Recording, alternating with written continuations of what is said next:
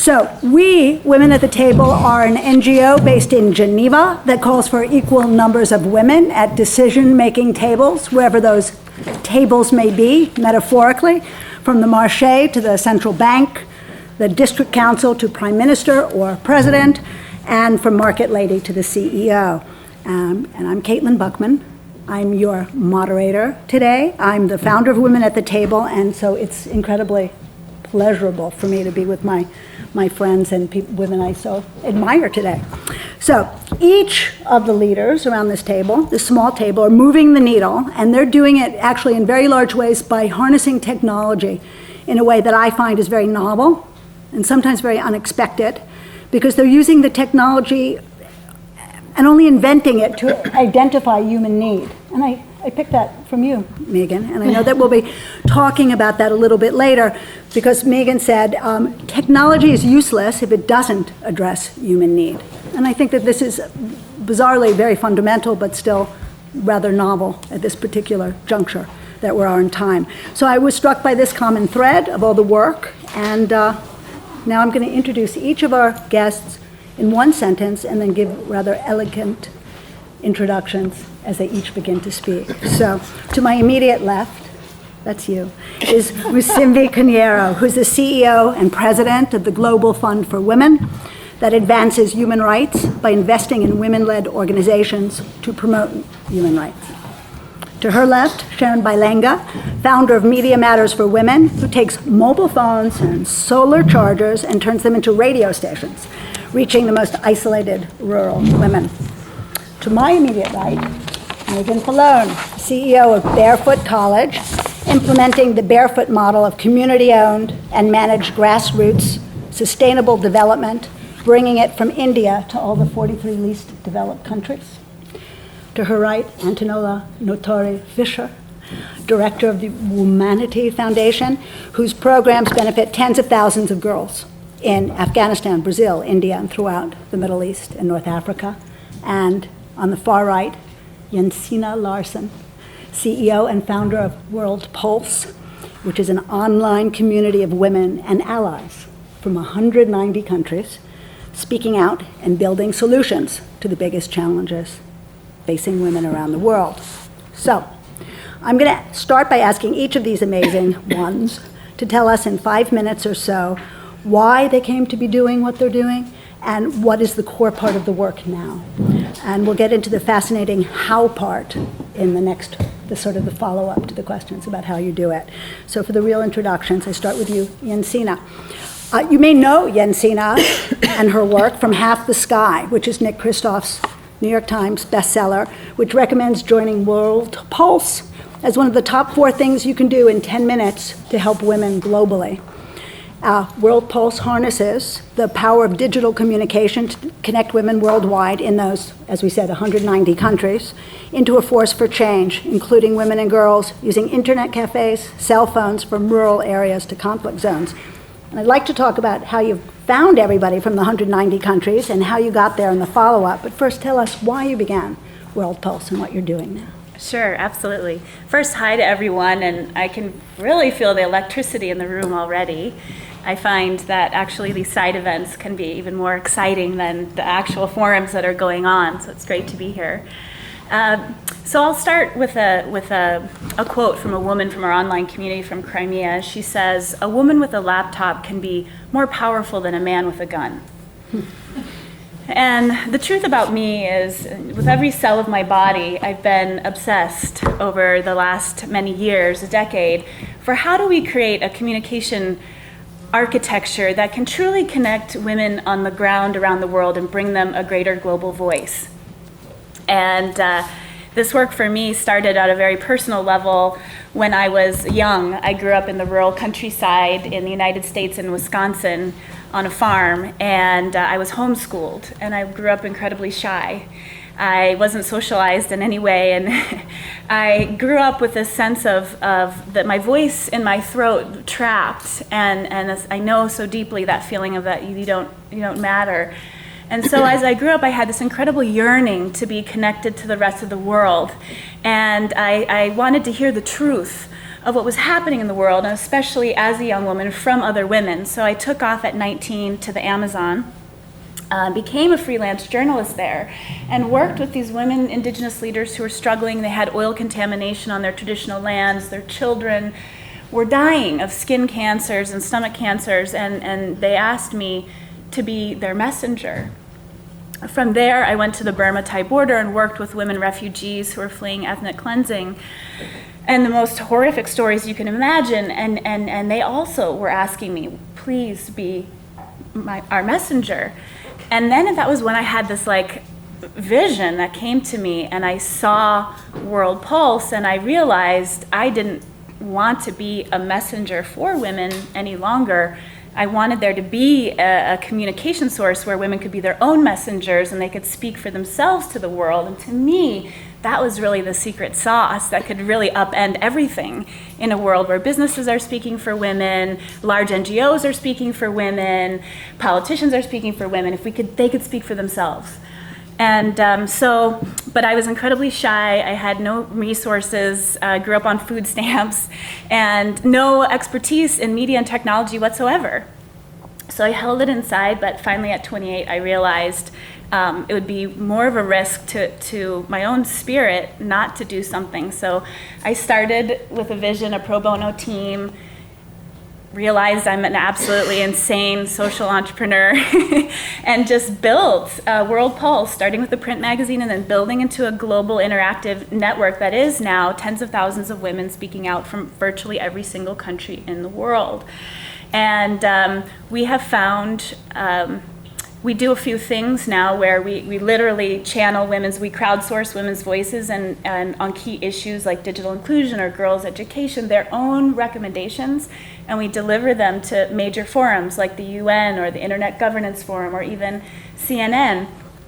But what I've discovered is that where I thought that could create the most change in these halls of power, the most transformation is happening inside the women themselves, who are coming on often also feeling isolated and alone in their work, whether they are fighting child marriage or they are fighting to get girls into school, whatever it is, and they feel connected and they feel heard in this online community, and that something activates inside of them where they then decide to act, and they become these leaders quite in a period of months, going on to stand up for their land rights or run for office and start their own businesses, their own mobile healthcare clinics, whatever it is, through the connections, through their own self-realization. And today, the women of our network are now reaching out, touching over 2 million lives because of a connection or confidence they gained on World Pulse. So it's like unbelievable dream that I didn't realize was possible. But the work is also so much in league with all these other incredible women's networks that exist, and it's so humbling to be at the table with old friends and new friends. But part of my passion is also how can our infrastructure build out to host other organizations, networks in a way where many women's networks that's so fragmented the work in pockets, and it's hard for small women's organizations to build a technological capacity to host their own social network and bring them greater voice. So that's part of, we'll talk more about work moving forward and collaborative work that we can look at as well together. So we'll carry forward with that. Thank you. Thank you so much. It's beautiful. Antonella. Let me introduce you first before you. So because Antonella has worked for, and is the reason why Jensine is here. She introduced me as one of the most generous women I know, and is really quite a networker on a very sort of a deep movement level that we all appreciate. And you worked for over 18 years with the International Committee of the Red Cross, also known as the ICRC to some of us, as a field-based delegate in very many armed conflicts, including Somalia, Iraq, Rwanda, Sri Lanka, Bosnia-Herzegovina, and she was the main spokesman and the head of public communications for the ICRC. She joined Womanity, and she's been the driving force, putting Womanity on the international stage, where she serves as the director, empowering girls, helping women shape their future, accelerate progress. And as I mentioned, tens of thousands of women benefit from Womanity's programs in Afghanistan, Brazil, and throughout the MENA region, and in India, where, incidentally, because she may be too modest to mention it, one of her amazing program partners, her grantees, Safina Hussain of Educate Girls, is one of the winners of the Skoll Award tonight. And in the new theater, so she's an incredible talent spotter, talent promoter, talent helper. And and you created your own award, which I'd like to talk about later, where you replicate and scale. But first, tell us how did you arrive here and what do you do? Yes, and I must say thank you very much for the invitation and the honor to be here. And Jensine, I feel very humbled coming after you, because what you have accomplished is absolutely fantastic. And I think we all sign up, right, to World Pulse. Yeah. It's one thing to do. I worked in war areas for many years of my life, and I think these are places where you can see what happens in the worst situation possible, where humans are doing the worst possible things to each other, and what happens to women in those situations. So it's kind of the extreme scenario of where the woman carries a lot of the burden of a society that collapses, a society that turns very violent against each other, and that just loses grounds and values. I must say it's a kind of work that takes a lot of energy out of you. And there came a point in time where I felt I needed to move on to something more peaceful than always looking at conflict. Even when I was a spokesperson in Geneva, the focus of every day of work was always around armed conflicts. It was around issues like Guantanamo Bay and torture in Abu Ghraib in Iraq, or conflict in the Middle East and so forth. So I felt I needed to move away to something more peaceful and something maybe more constructive, more in the development, not just a humanitarian and trying to save lives and patching up disasters, but moving on to something more constructive. And I was very lucky that I was actually called up by a man, a businessman, a Swiss businessman. His name is Jan Borgstedt, who at the age of 33, that is 10 years ago, decided to create a philanthropic foundation that focuses on girls and women's empowerment. And what I like about this are two things. One is that there are not that many men who decide to focus their philanthropic endeavor, resources, time, network on promoting girls and women's empowerment. And Jan is one of them, and I think he's creating a little bit of a movement among other men.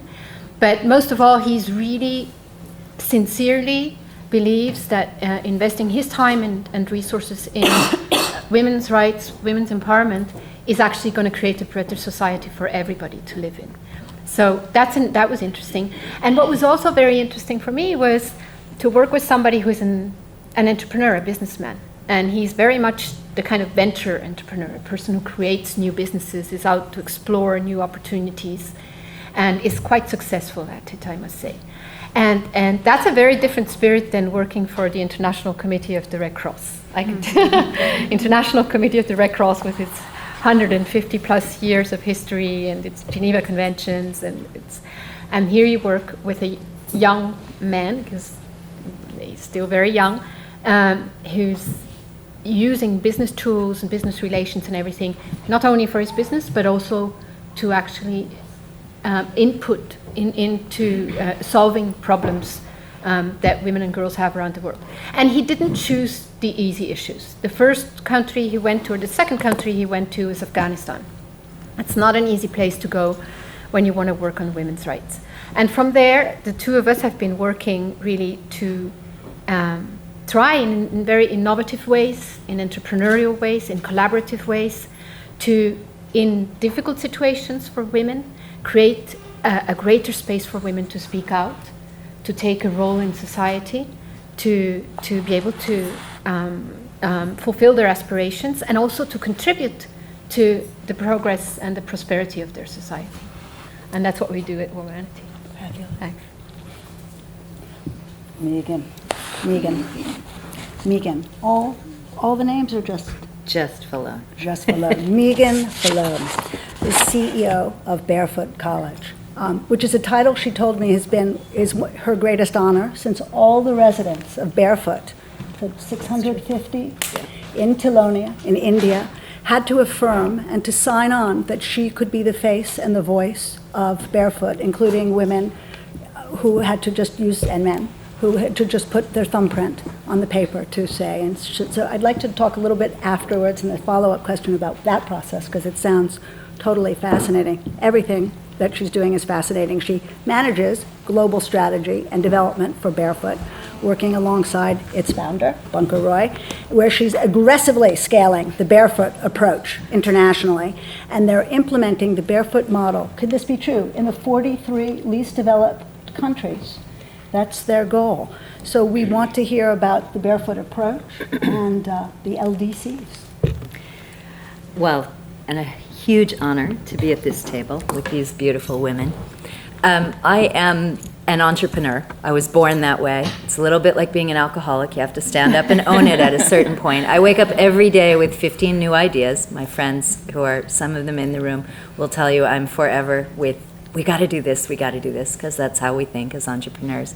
And I arrived to a point in my life where I collided with my values in philanthropy and an opportunity to bring those two things together in what we now are calling social enterprise, or madness, depends on the day of the week. I think that what has been so transformational for me is I have discovered an undying love for women in the developing world, and women pretty much in general. And at the same time, a massive appreciation for this area of technology, because we are really talking about technology in this session, and about what happens when you bring women into collision with technology in the developing world. Because it is this unbelievably magical opportunity to create confidence and competence, and to create a learning opportunity that empowers them in a way that you don't ever need to talk about the word empowerment, and you don't need to talk about the word gender equality. It just happens. And when it happens like that in an organic way, what I saw in communities was that it was transformational for the whole community. So while we talk a lot at Barefoot about empowering women or enabling women or capacity building with women, that's really not what it's about. It's about enabling whole communities to redefine learning and redefine their ability to transform themselves by having this collision with different kinds of technology, which I guess we'll talk about later on. So, we can go on, but okay. That's just a little bit about me, how I got here, and why. Thank you. That's fabulous. There's much more to come on this subject. Here, we're going to come to this end of the table. Sharon Bylenga, who is an agricultural economist and a former U.S. diplomat based both in Geneva and in Rome for the FAO, who combined her prodigious skills of economic analysis and project development for the World Bank and the UN and USAID, and worked in Rwanda, Turkey, Macedonia, West Bank, Gaza, Liberia, Guinea-Bissau, and as you will hear, in Sierra Leone. She was also project manager for the Hirondelle Foundation, which builds and operates public service radio in post-conflict and crisis zones. And this led her to her idea to leverage cheaper, portable, ubiquitous technology to women everywhere. And I know that you also had, well, because I want to leave you something about how you came to the idea, so that's why I'm going to cut off my paragraph. But I know you also had a very big experience recently working in Ebola areas. And let's leave that as a separate thing, because that challenge and the things that you invented in that situation also have brought you forward as a social entrepreneur. But first, how did you come to Media Matters for Women? Like Antonella, 10 years ago was working in post-conflict and crisis zones. I was building public service radios for a small Swiss NGO that was accompanying UN radios, and it was a great job. Wonderful job. As someone working in rural areas on agriculture, I really enjoyed learning a lot about radio and how radio works and how to make it better, and the whole concept behind public service broadcasting and how it can really service the information needs of women and girls in rural areas, particularly in crisis zones. And I loved my job. I was working first in Timor during a particularly difficult period in 2006. And then I was handed the portfolio for West Africa, which is where I had started my career. And so it was a wonderful promotion. And I started working on nationwide, multi-language public service broadcasting in Liberia. Wonderful, and then moved on to Sierra Leone. And at a certain point, after about 5 years, I stood back and said, this is ridiculous. There's much more, there's a much better way to do this than how we're doing FM, shortwave uplink, downlink, and shortwave radio.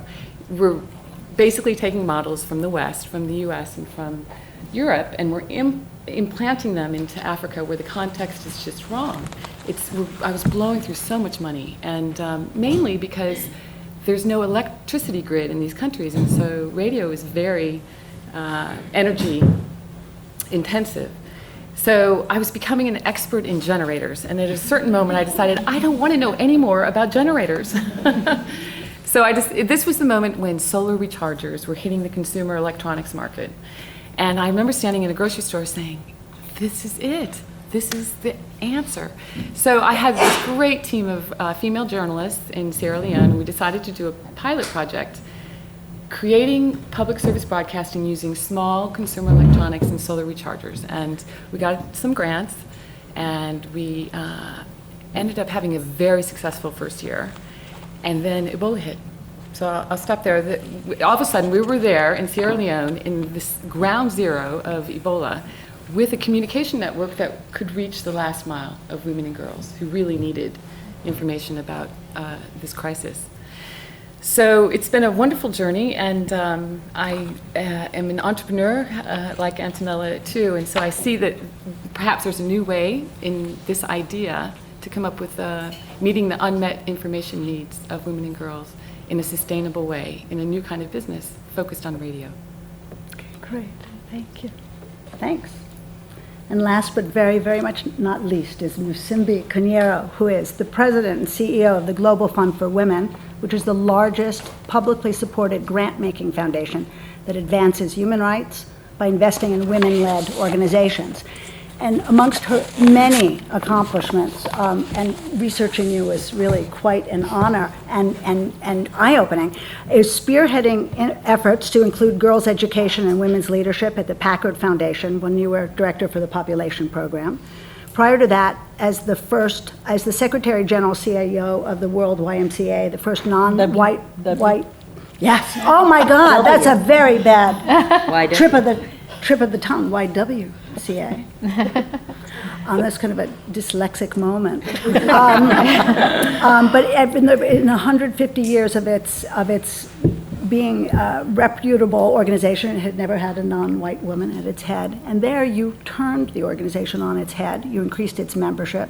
You reopened work in China, Ethiopia, Eastern Europe, all the former Iron Curtain countries where civil society had been abolished or had withered, and you brought in young women and young women under 30 to be on the board and to participate.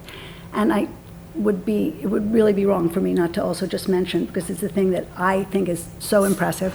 You have not only a PhD in linguistics from UT Austin, but you have a doctorate in feminist theology from the San Francisco Theological Seminary, and you're also a visiting scholar of Hebrew and the Old Testament at Harvard. And she's sitting right here next to me, and we're so very, very happy to have you at the table. Thank you. You know, I am one of the most blessed people because we blush, but you can't see it. Thank you so much for that introduction. It's wonderful to be among a group of such great sisters. That's what I can call you, all of you, and all of you sisters and brothers as well. I think about 20 years ago, I discovered how simple technology, not so simple as a phone, could be really instrumental. Living in Geneva, we had just discovered the mobile phones, and we bought one of those early Nokia phones and gave it to my mother, who was in the village and completely a serial entrepreneur like the ladies out here, every day inventing something to do. And she had gotten into this thing about every girl needs an education. And since the girls' places were so far from school, she filled every room that we had left. We thought we were many girls, 7 girls in the family, but she thought we were so few. So she just like brought so many others into the rooms we had left and made dormitories for them to go to school. So when we sent her the mobile phone, she thought she had the whole world under her. And she started to phone people far and near, introducing the girls who needed to have education and the fees for them and the accommodation. And within a short time, she was supporting nearly 180 girls. And I saw the power of a simple technology. And she'd call me in Geneva and say, you know, so-and-so passed to go to secondary school, and they need only something like 50 Swiss francs, and will you just send it tomorrow because she needs to be in school? So that was how I got to understand the power of technology, and I think I wanted to link that directly with the work that we are doing. I'm at the Global Fund for Women, and the 3 of us that have been CEOs of that foundation did come from foundations before. The founder of the Global Fund, one of the 3 founders, had worked for the Hewlett Foundation in the job that I also worked equivalent for the Packard Foundation. Hewlett and Packard were the founders of HP, and they have philanthropic foundations. So the founder had worked for the Hewlett, I had worked for Packard, and Kavita had worked for a foundation as well, the MacArthur Foundation. What is common is that we discovered that there is money in foundations, and that's what always brought us to the Global Fund, but it wasn't getting accessed by women, especially women who are running what are seen as small projects, women who are beginning ideas, women who are entrepreneurs. So Anne Fath-Marie discovered that, Kavita did that, and it didn't take me a very long time being in charge of a really large fund at the Packard Foundation and knowing that the women who were beginning ideas could not have access to that funding. And that's why I moved to the Global Fund, because it's a fund that believes in women, trusts women, and really believes that women's ideas need to be funded when they are beginning so that they can get to a point where they are noticed. Because at that first time, when nobody believes in you, we are that funder for those women. When nobody believes them, we can be able to give them the smallest amount of money so that the idea can grow, sort of the angel funder that you want. But once the women have become something and they are organizing their work, accompanying them, introducing them to other funders, and then introducing new ideas all the time. And I'll tell you about some of those ideas. I think this is sufficient for an introduction. Thank you. Thank you. So this is our point of departure here with these amazing projects, these amazing women, and the women that they aggregate and that they work with. Because I'd love to hear, because I know all of you love to tell stories of the women that you work with, because we're all of us so excited and admire them. But I'm going to hold off just for one moment and be a little more technical for a second. Tell us more, Jensine, about the network and what the network, a story can build into it, but the idea is what is happening with the network and what kind of movement forward are you seeing from this power of people being able to find each other online? Mm-hmm, mm-hmm. Well, first of all, we find that women come to us in 3 ways. And the first way really is there's a new generation of women who are now coming online. The communication revolution is moving quite rapidly, so women who have never before had access are starting to. And they go online and they're searching. They're on Google, so search engine optimization actually, and women are looking for women's voice or women's empowerment network or safe place, my voice, and those are search terms from which they find us. So for many women coming on, it's like a needle in a haystack. They know, like you're saying, it's like the whole world is out there. It's this open door, but where do I go? Mm-hmm. And it's sometimes 4 times as much at an internet cafe in Africa, for example, for women to access an hour of internet than it is here in the United States. So we're quite lucky, or in the UK, we're quite lucky. And so for them, every click is more money. So they want to find that place. And that's the primary way that women find us. The other way is through word of mouth, because when they come online and they experience the power of getting literally just a comment, they change internally, and then they want to share that with they're actually quite angry, they're pissed that their sisters and other women don't have access to what they have. And so they actually start training other women in their communities and helping them get email accounts and helping them come online. So we see that ripple effect. And it's something that any of you can contribute to. It might seem very little, but you can pop onto World Pulse, and within a matter of minutes, you can click on the stories, and if you like a story, you can leave a comment and say, you go, or I believe in you, or connect to her. And you wouldn't even believe what it could do. I mean, women fall off their chairs and say, I've never before, felt seen like this. And we also, to help further this ripple effect, we have learned that the women are seeking additional skills and digital tools. So we do digital empowerment training, where we help women learn, how do you use Facebook? How do you use Skype? How do you use Twitter to build online movements and get your voice out in the world? And we have each one teach 5 from that. So they go on and they teach and train. We've seen a number of movements that I can talk about later that have come out of that.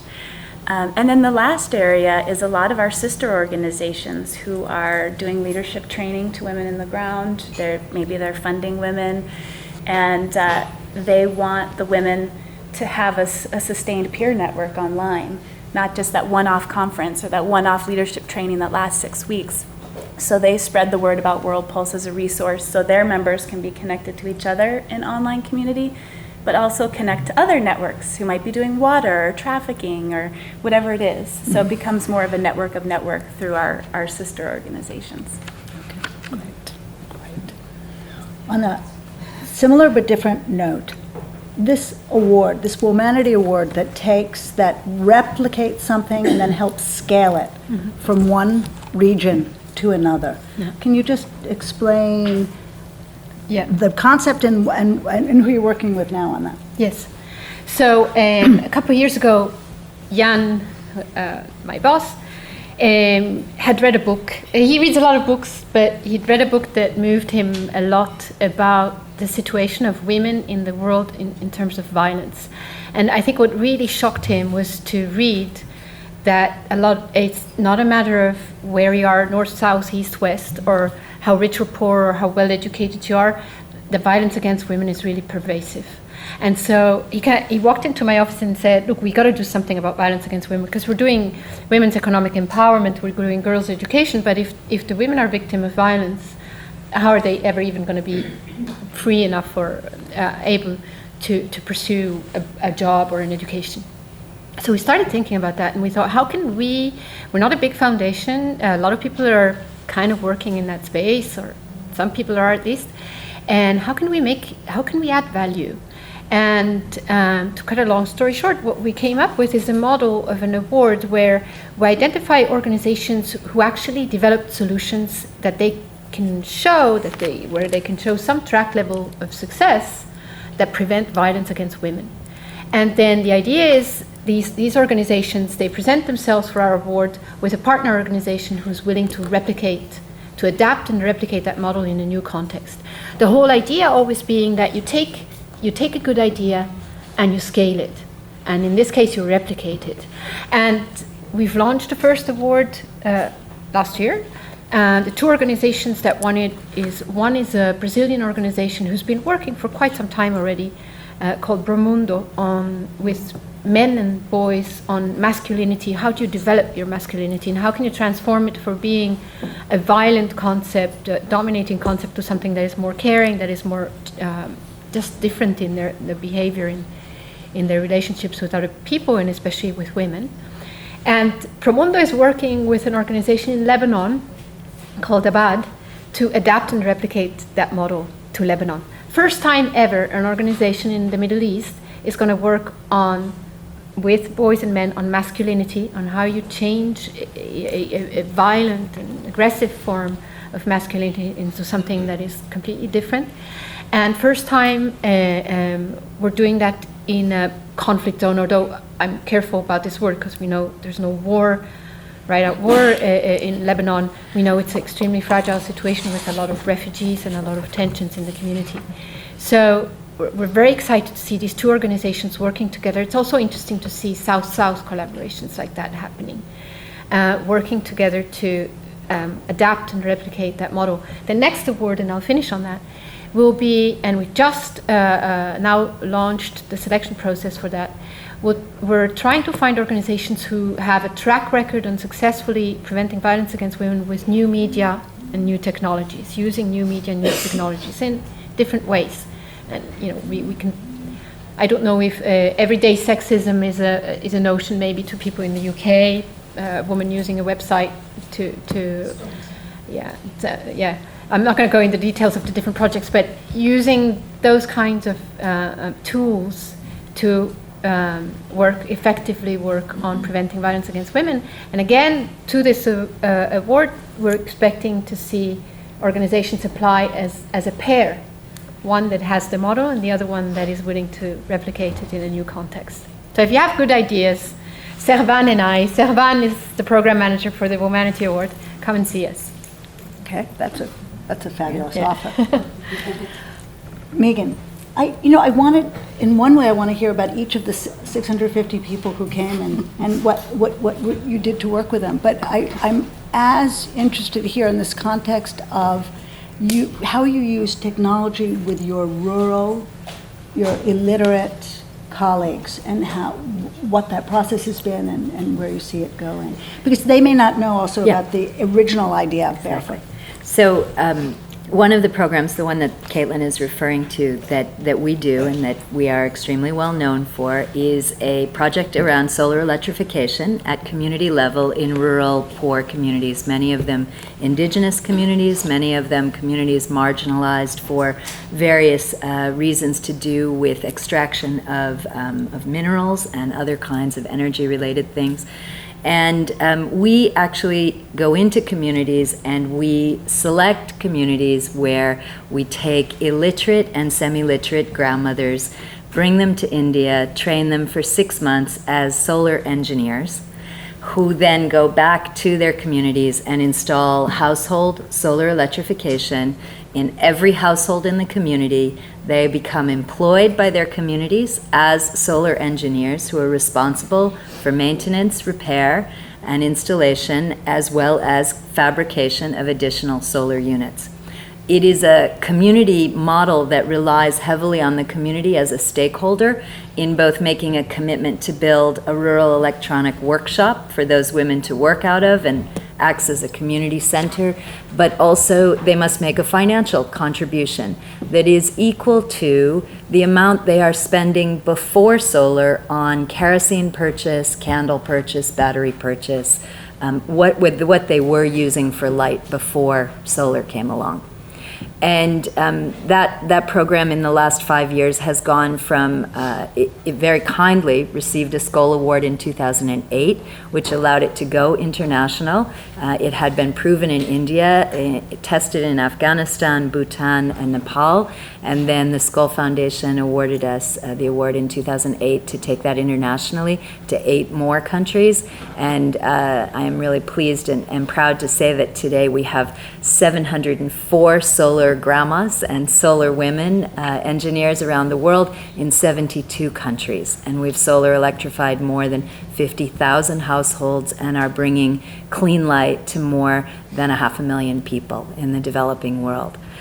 We today work in all regions of the world, and I think what's magnificent about any initiative that takes the least likely person and proves to a community that they are capable of doing something that is essential to and enabling to everything else that can happen in that community, is that you completely flip the model. You completely put it on its head, and you start getting everybody around you asking why. Oh my God. And they're scared. We have barriers with government who don't want to believe that this is possible and don't want to believe it's sustainable. That's one set of people that have to be worked with. We have barriers with education people, believe it or not, because they're afraid of this model. This is a model that doesn't require a professor to teach it. Our teachers are semi-literate and illiterate, rural, poor people, teaching semi-literate, illiterate, rural, poor people. This is incredibly threatening to the world of education. All of a sudden, the professor from a university in Liberia is really unsure why he went to school for all those years, because actually he's not able to practically influence life in a village as much as somebody who didn't have all of that training. So we're also confronting ideas about relevant knowledge for developing world communities. What kind of knowledge is life-changing? What is quality of life enabling? What's essential? And who can teach and pass knowledge? So again, breaking the barrier of, does it have to be a certified teacher passing knowledge, or can people in a South-South cooperation or in a village-to-village cooperation be able to pass knowledge between them, and how valuable and essential that is if we really want to scale great ideas between communities. What's also interesting is about the quality of education too, because all of a sudden it deals with something that I think is sort of the unspoken in the room. It's not just getting into school, it's what power the school gives you. But I suppose that's at another question another time. Ebola. And Sharon has missed watching Paul Farmer's presentation on Ebola to be here, so she gave up a lot. So you had your pilot, and then all of a sudden no one could leave their house. What happened? Right. You know what? We didn't explain briefly what it was that people were doing first. Okay. We came up with an idea called a mobile production unit, and that meant taking production out of the studio and putting women journalists in cars with a very small kind of assembly of electronics, consumer electronics, an audio recorder, and a laptop and a microphone and headphones. And she would go and she would interview people, and she'd have her story, and she'd make 10-minute audio files on this MPU is what we call it. And there's really great journalists who are underemployed in these countries. And we found that we could use cell phones to transfer these programs, these 10-minute audio files. So think podcasting, but in a viral kind of peer-to-peer network.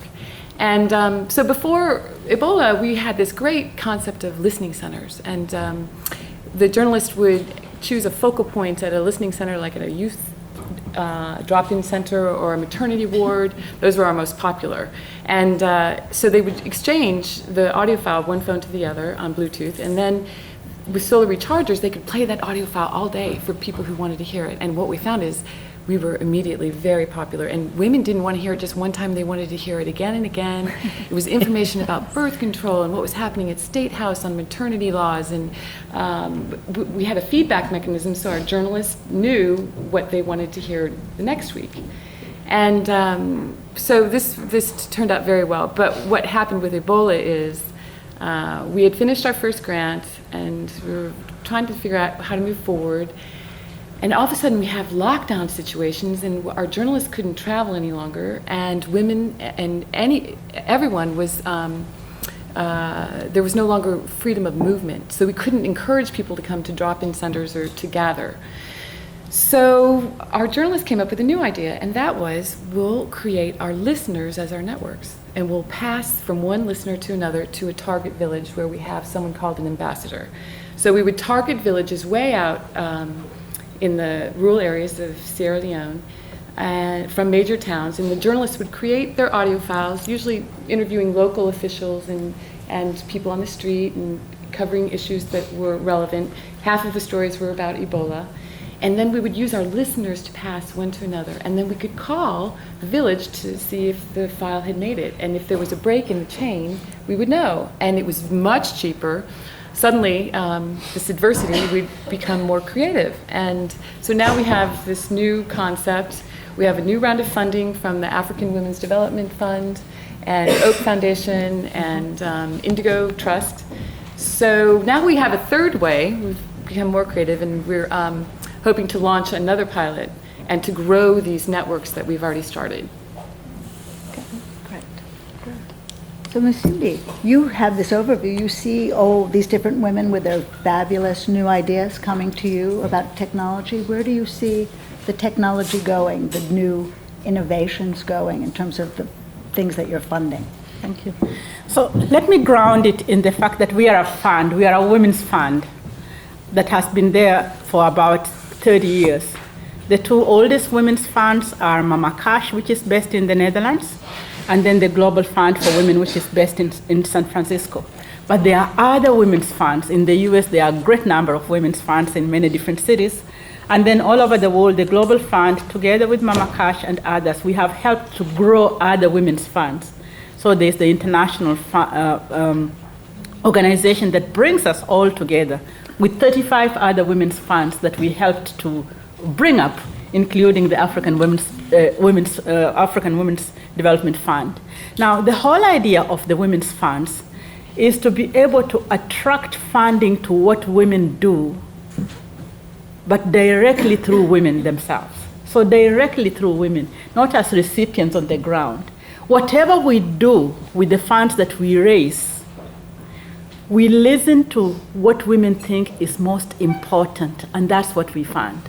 So I will tell you how technology came to be on the topic, because we funded a lot in the area of preventing violence on women, in the area of girls' education, etc.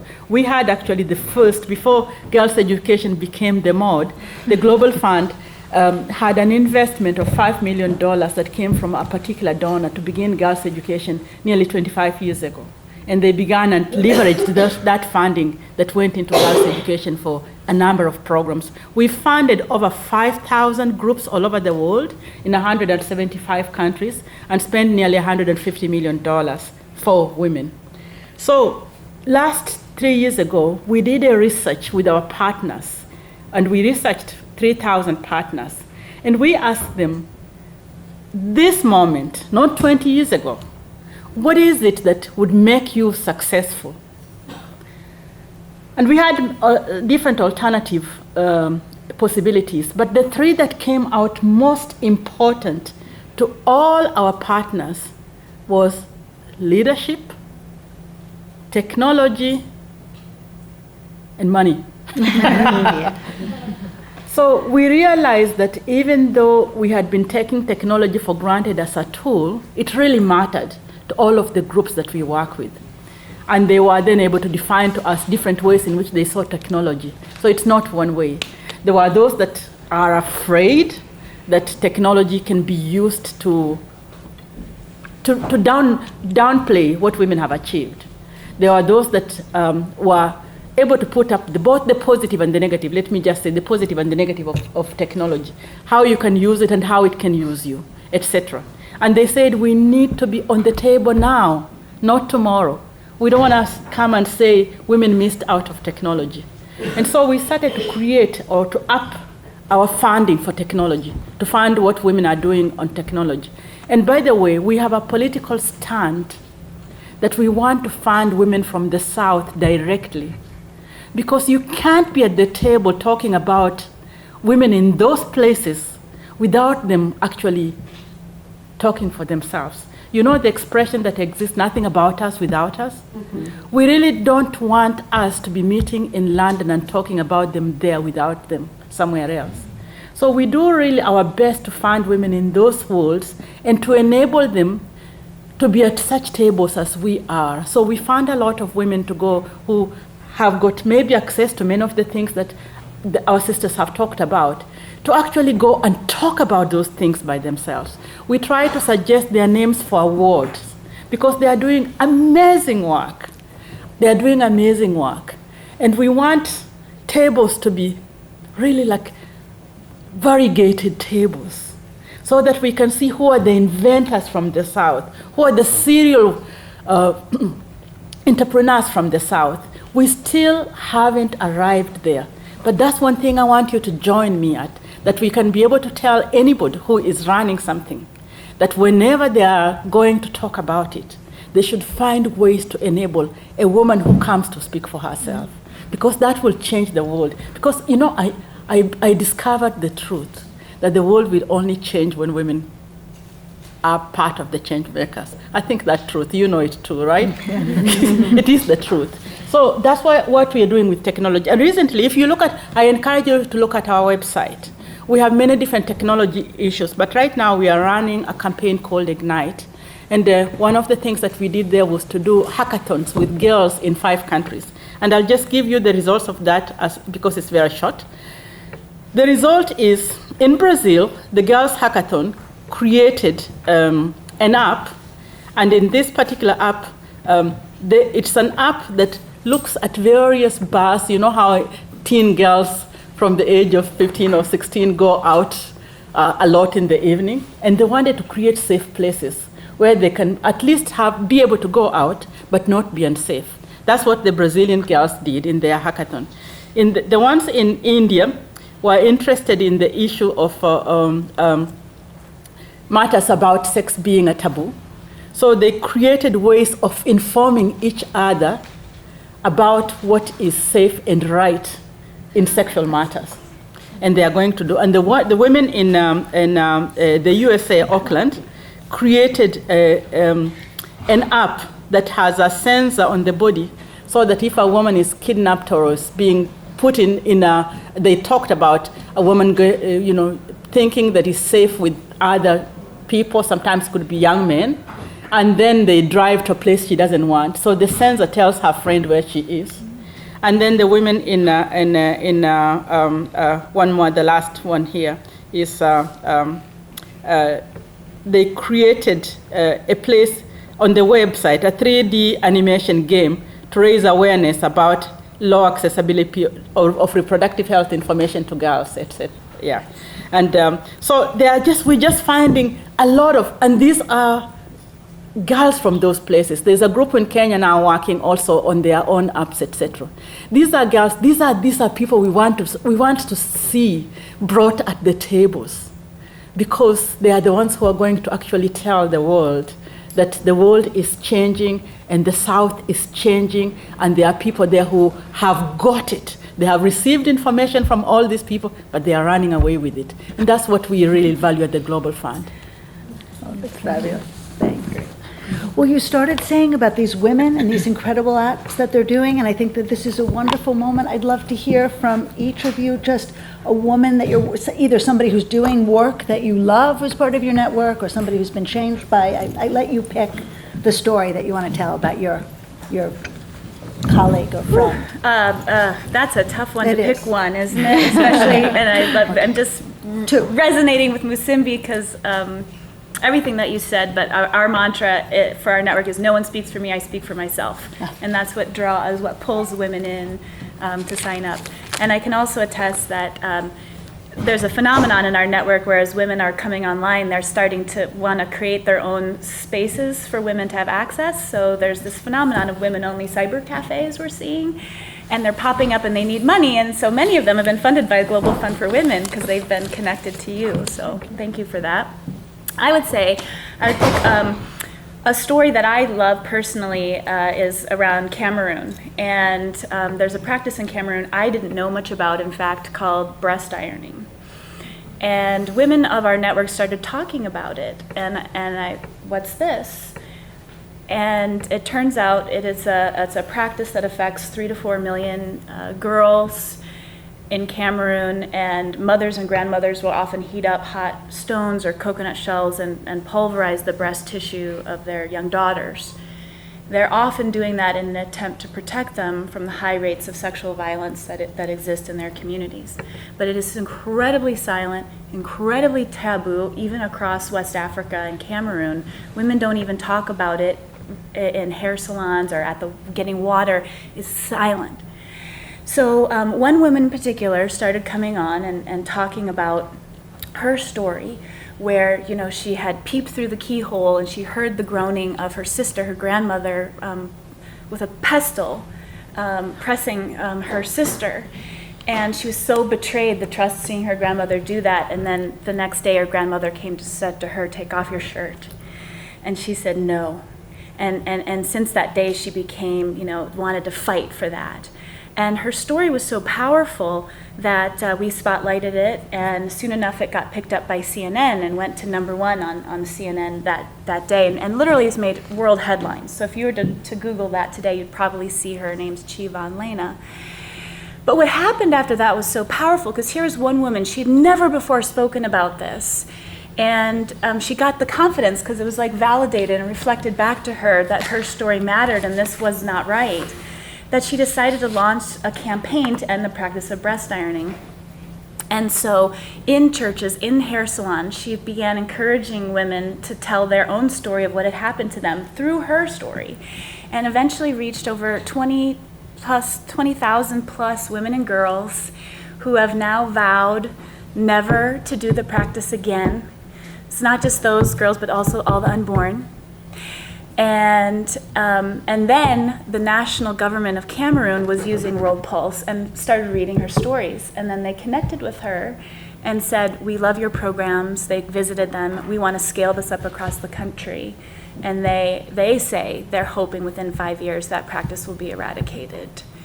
So that's an example of one woman's, there's many other stories I won't go into, but just an example of how one woman's voice could literally start to shape the futures of an entire country. Wow, incredible story.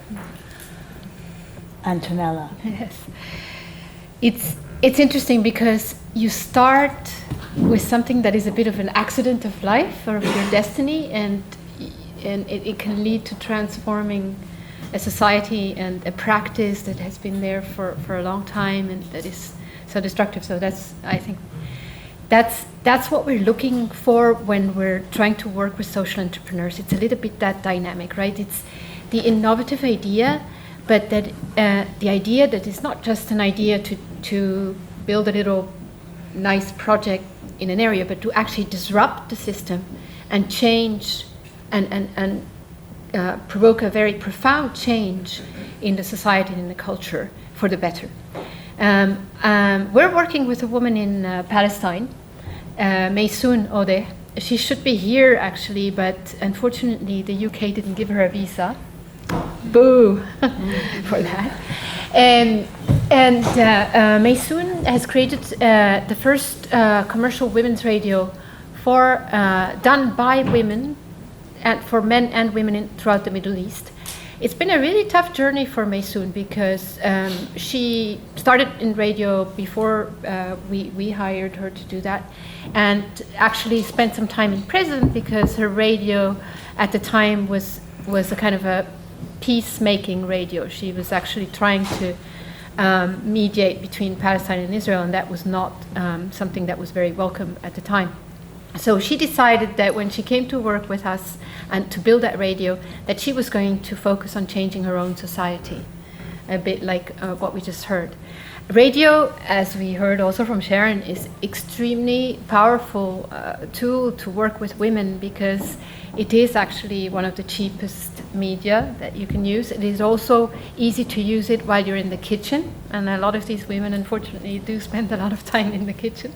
You can use it while you're at work, you can use it while you drive, you can use it at the hairdressers and in shops.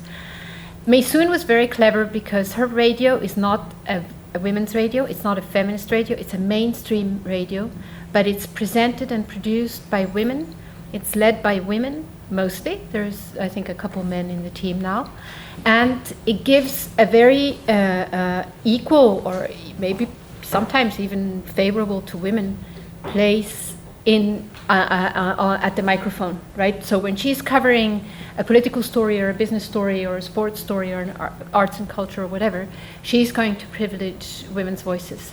What are we hoping to do together with Maysoon is a bit like what I think everybody else here has been talking about, is to show that women actually are making incredible contributions in their societies, and that they have a place, they have a role, they are leaders, and that the perception of who they are in a society and what they can contribute therefore changes to give them even more space. Now the next step with Maysoon is that we're actually working on regionalizing her project throughout the Middle East and North Africa, and connecting with other partner radios and other partner media who are interested in doing that. And we will be working on content of media production. We will be working on training of journalists and media managers, and also on gender parity in media. How do you facilitate that? What does a media need to do to give women professionals in the media a greater space and a better contribution? So that's the next step. And she's amazing. And there's also the 100 Faces of Ramadan. That's her. The 100 women Sorry. worth 100 men. Worth 100 men is an Arabic saying, and I won't say it in Arabic for all those who speak Arabic here in the room. That it's an Arabic saying that says, "Oh, women can be actually worth 100 men." It's something people say like that. But what we did is it was a radio fiction series in 30 episodes of each 15 minutes around the story of a radio journalist who's very heroic, very enterprising, very courageous, confronts all kinds of problems. She becomes kind of the hero, played by Mona Zaki, if anybody knows Arab actors. She's like the Angelina Jolie of the Arab world.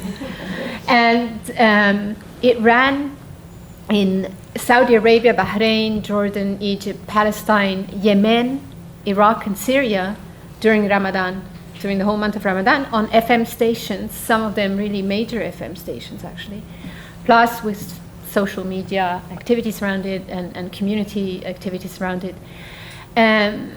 Just to have that conversation around some of the taboo issues, and taboo issues in these societies is sometimes, does a woman have a right to divorce? A lot of people say no. Some people wanted to say yes. So let's have that conversation. So these are the things that we're doing with my son. Fabulous. It's great. It's going to be hard to pick A. That may be unfair. No, I don't think I'd like to talk to two things. One thing is to tell a funny story about radio. So in Tilonia, in India, we have a community radio station that has run for the last 27 years. And recently I had the bright idea to move the position of the radio station on the campus. And that happened. Everybody thought that was a great idea. We were going to move it to a better space. And we just failed to tell the 50,000 people who we reach every day that there would be no radio transmission for 3 days.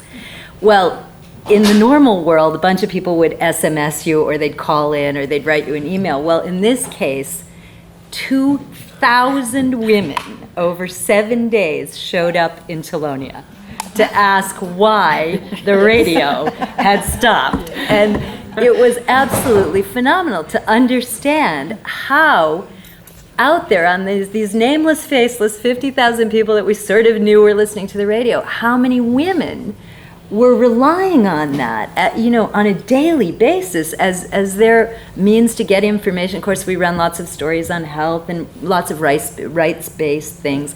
So women were really listening, and it was the white woman on the campus again who'd stuck her foot in it. But I'd just like to take the discussion maybe one level higher, because a lot of the research that I've been doing, and you heard me speak at UNESCO on this, is around there's this horrible thing that poor people get poor technology and ultra poor people get just horrific technology in general. The tech world goes around designing great technology that has beautiful functionality for all of those who can afford it, and the very people who need the best technology to change the game for them and to level the playing field are those who get the stripped down, the lower model, the cheaper construction, whatever. So we've been doing a lot of research around how much research and development is actually spent on developing dedicated technology for the developing world, and also dedicated technology that women have been involved in designing. Women from the developing world, exactly to the point we were talking about before, and how important it is for us to start to think about putting the women at the heart of the design process when we're not only talking about functionality, but about how it's going to be employed. Because guess what? All the ideas we have about that, they're wrong. And we know that from our work with illiterate people and literate content. The way we think an illiterate woman learns is not the way she learns. She doesn't see symbols the way we think she does. She doesn't order and code her information or colors the way we would think she does. So it becomes super important to completely change this kind of top-down mentality about design and about putting technology into the developing world and start much more to support initiatives that are developing that upward bubbling of how they want technology to be utilized in day-to-day life. I know that you had some design for a Barefoot tablet, which We is did. designed for the illiterate. So my barking on about this technology thing has actually come to something, and I'm really pleased to say that Barefoot College has embarked recently on a CSR agreement with Apple, who would like to learn from us. So I think that's a real victory, actually, because they're not only listening and wanting to learn about how they can better leverage their technologies in the developing world, but also how their technologies might need to change in order to better serve a developing world. So yeah, that's a good piece of news, good victory. Fabulous victory. I don't know what story you're going to tell, but I'm interested because it's interesting to hear also how men have changed. So I know that there's a story about when people were captive in lockdown in Ebola, that because, just to preface it, because you may not even know, because I haven't prepped you for this, that we know that one of the listening places that used to have were also police stations, because they would have, women would go to say that something had happened to them at the police station, and there they would be played this fabulous women's information, which only empowered them more. So in lockdown, their megaphones, there's a phone that's there, and the entire village, who has nothing else to do because they're there, is now listening to these radio programs, women and men, and there, a policeman hears the story. Sorry, I just... Well, this was the incident with the beating of the wife. Yeah. There was a man who had heard this admission by Alina, one of our journalists, which was that it was against the law to beat your wife, and he was astonished, and he confided in her that he didn't know that was really, in fact, not only illegal, but contrary to human rights and other issues. So that was one of our success stories. And that he would prosecute, and that he would arrest people when they came to him to complain. Yes. And he didn't know that was part of his job. So sorry. There was a lot of the stories, the anecdotes that we get are from the journalist reports. Because we're in this innovative phase, and because there's really two performance criteria for our kind of work, which is broadcast reach and audience appreciation, we need our journalists and the people who are in our networks to report. And so we get very extensive reports. And at the end, I asked the journalist to give an anecdote. Was there something that happened this month? And so Victoria Bernard, who's in McKinney, wrote one month, and I love this, and she said, you know, I walk down the street and there's all these unemployed guys, and now they're all calling me Mama Dem Women, which in Creole means mother of women. So our journalists are being seen as something that's important and new in the sector, and Street Talk even reflects that. But we have an unusual setup in our NGO. We're all volunteer. So what the funding we get goes entirely to Sierra Leone and the project on the ground. And how we run things and manage and fundraise is we have a network of 20 women. There's several in here today, Valentina, Caitlin, who do what they can to support what's happening with this project. And it's kind of an unusual arrangement, but it's good for all of us. And it is fun that since we're at such a distance, we have this reporting that allows us to hear these interesting anecdotes. Musimbi, who's the woman? What's the change that you want to share? Oh boy, I feel like I would like to tell stories of many women, but I think I want to tell 1.5 stories. The half stories of Paul Farmer. He's not a woman, but I want to tell that story because it amazed me. So Paul Farmer wrote something where he said that he got his first grant to work with women in Haiti from the Global Fund for Women. And the program that he started, Paul Farmer is now very famous, and many of us are aware of his work everywhere. And to think that even such a man who had an idea to work with women and started long time ago would be noticed by women and say, well, this is really good. I think it's really a good story. I haven't met him to talk about this story, but I saw a conversation between him and my predecessor where he also affirmed that. So I think that's a good story. But the one I was thinking as I was listening to my sisters here, who is missing at the table? And I thought maybe we need to bring in some small islands. Lots of examples from Africa on this table, and I should avoid telling examples from Africa. So in Papua New Guinea, we have been working with a dynamic woman who actually noticed that there could be a change if there was a bank that listened to what women need and then actually catered for those particular needs and built with an ownership of women as right from the beginning. So when she began to share her idea in Papua New Guinea, people did not listen to her. So we invited her to the United States and gave her a platform to share her idea. But we also proposed her for an award. These awards are really good things.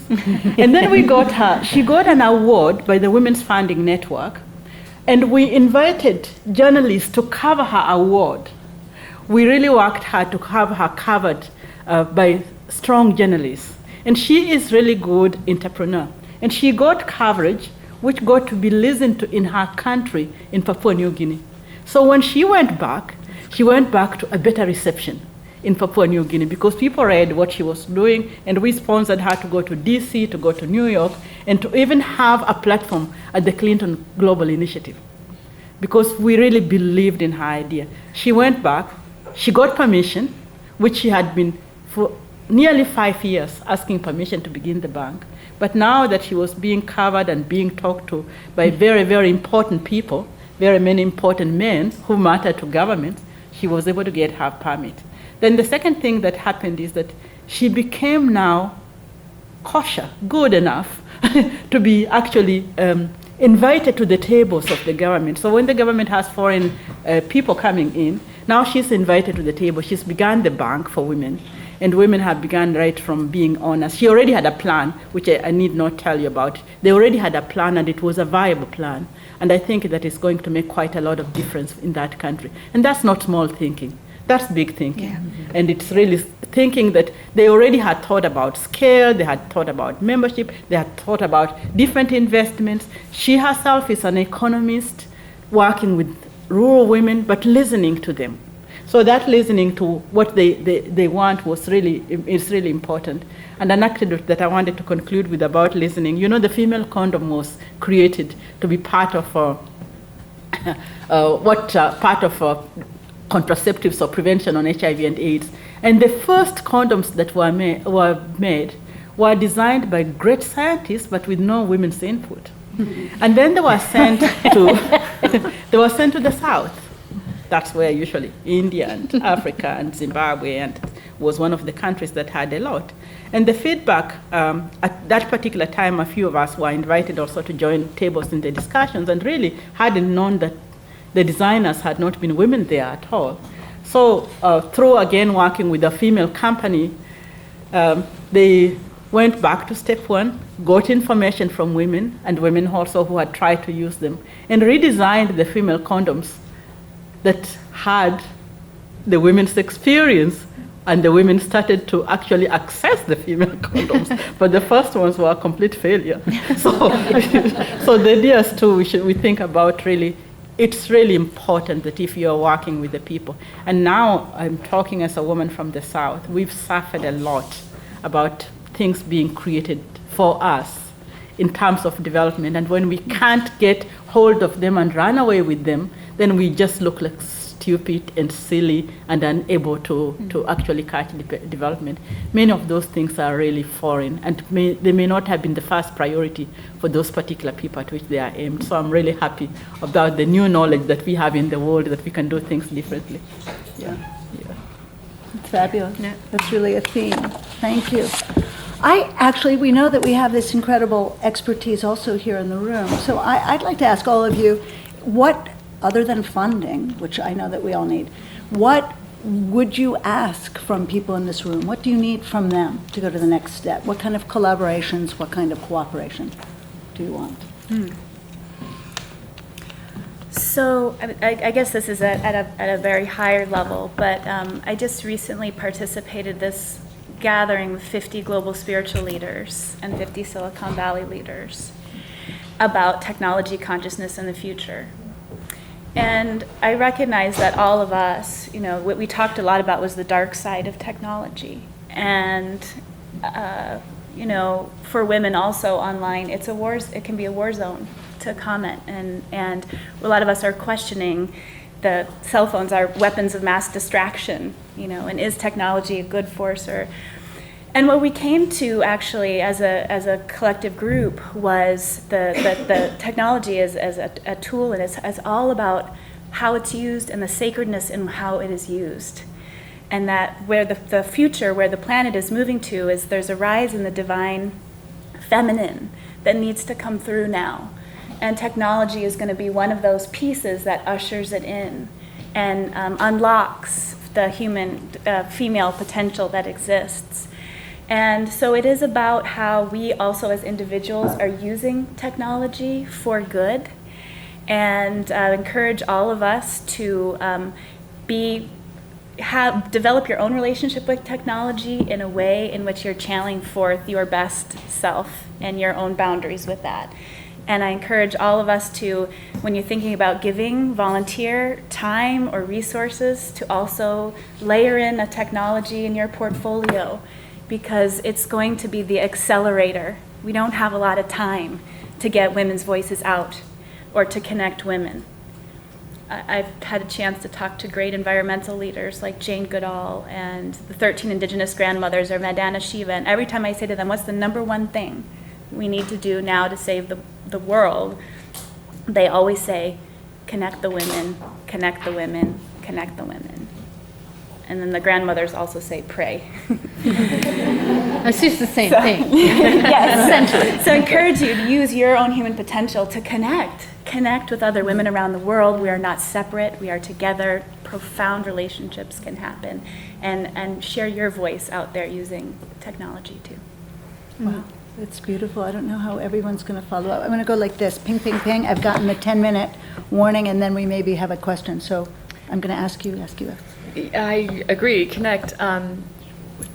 We hear a lot about crowdsourcing, and I think that Media Matters for Women is trying something new in crowdsourcing, and that is linking Global North and Global South women in a really dynamic and new way. We're trying to take that volunteer spirit to connect women with women as they work creating new communication types of networks, and our view is that all the indicators for women are better when there's a women's movement on the ground.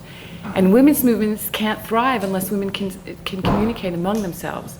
And so what our NGO is trying to do is to support the growth of women's movements by helping provide the communication system and coming up with new and exciting ways to use technology to do that. And I like the crowdsourcing doesn't have to be the anonymous donor pressing a button. It can be somebody who joins an NGO like Media Matters for Women and contributes what they can. And it's been an exciting thing to see it succeed so quickly. Yes, no, I think I agree with this. And my sense is that in some parts of the world, the situation is going to still become more difficult for women, with more repression, with more oppression, with more violence against women, with more restrictions on women. And that we who are so privileged to live in countries where things are still much easier for us, and where we have a lot more access, we need to really show our solidarity and connect with these women virtually, maybe connect with them also in a real way. I would encourage anybody to travel and meet and go and speak north, south, east, west. And there are a lot of ways that one can contribute, but I think we need to know that we might be in the coming years faced with such threats, not necessarily towards us, but to other women, that require a lot of courage and a lot of solidarity, and that we to defend the values that we believe in, and that we should stand to that. Ask you about a collaboration. What Am I going? you She's can, going? whichever you. She's looking at me like not me. I'd just like to echo that sentiment of Antonella's, because I have the great blessing and privilege to almost every day look into the eyes of women for whom hope is a pretty distant point on the horizon. And that number is growing. And I see that in the refugee situation. Most particularly, I see that in the situation in environmentally fragile areas where livelihoods are being eroded at alarming rates due to climate change. And it's all urgent. And we are so blessed, so blessed. And the one thing we all have is the ability to engage. And whether you do that by, signing up to have your voice heard, whether you find a way to connect with a woman in the developing world, whether you give $5 a week, whether you give up one movie night a month, whatever it is, we have got to, as women, all be doing something. And it feels far away. We go home at night and it feels far away, but it's not far. And I think one of the places we're seeing that most profoundly is in Syria right now. And I've got to just say that we have this impression about refugees that they're sort of from war-torn, starving sorts of places. But these are men, women, and children from middle class, upwardly mobile. They're just like all of us, educated, and they have lost their lives. Truly lost their lives, lost their country, lost their lives, lost their future, wiped for the immediate moment. And so, I just feel such an urgency right now for this sisterhood to be meaningful and to really, really, all of us not lose any opportunity to support another woman, to think about women's issues when we're voting, because that's the best place in a democracy where we can put better women at the table. Do something, engage. Fabulous, great. Musimbi. It would be easy just to say ditto. But I'll add on. One is if you're not a member of something that is taking action, right from where you are, join one, because you become conscious of other people's needs when you know what's happening around you. Don't just think far away. See what is just around you and let that open the way to what's happening far away. The next thing that I would say is, at the Global Fund, we have a motto of equal generosity. We believe that everybody has a potential to be a philanthropist, to give some of their money. When you are a child, sometimes your parents train you by giving you $1 and asking you to give it to someone. You might be giving it to your faith community, whatever it is. It's the growing of philanthropy. And we have a responsibility to continue what people from the past have done over the years. So 3 things you can grow. Think of yourself as a philanthropist and know that equal generosity means that you give what is possible for you. Think of volunteering to something, because volunteerism is going behind. People used to volunteer and give a lot of their time for things. And we are bringing up generations that think we need to be paid for everything we do. And that's not how the world is going to succeed. We need to volunteer. And the third thing that I want to be able to say, we're living also in a world where there's a lot of new fundamentalisms of sorts, religious, political, cultural. And these fundamentalisms are actually putting behind the successes that women have achieved.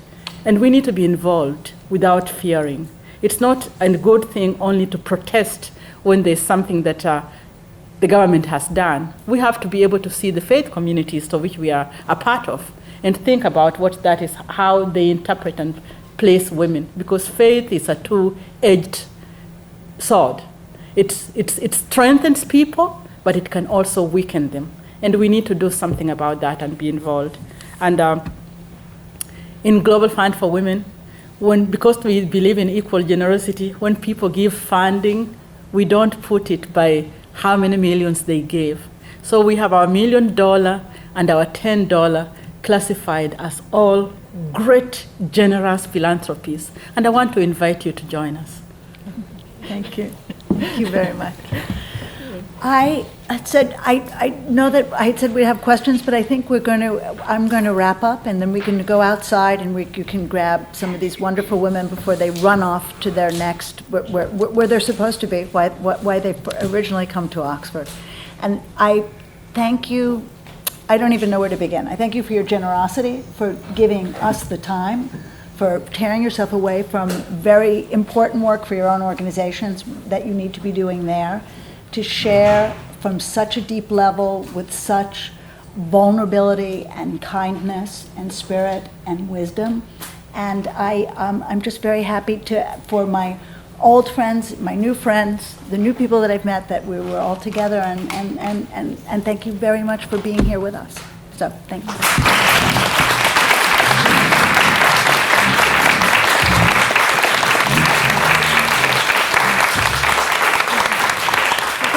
Thank you to the person who is tweeting from inside. I'll tweet back.